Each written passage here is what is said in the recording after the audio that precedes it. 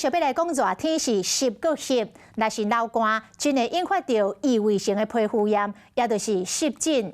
讲这个台中市带着湿疹的儿童明显来提升，医生是建议着民众爱控制环境甲食食，而且唔通拖，爱提早去看医生，才袂过来引发到下骨相关的问题。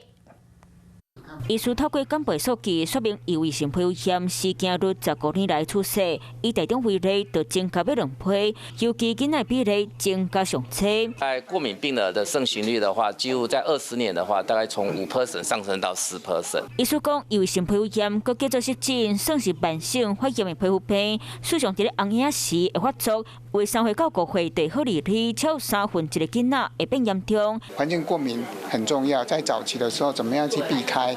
这些尘螨啦，或者是一些刺激的物质，包括抽烟。医师提起，真热天气热佮湿，流汗嘛，可以引起异位性皮肤炎恶化。亲像酸饮、奶制含冷气，嘛拢较莫食蔬菜。建议民众若是有镜头，得紧去医生看，可会引起过敏性的皮炎和下骨问题。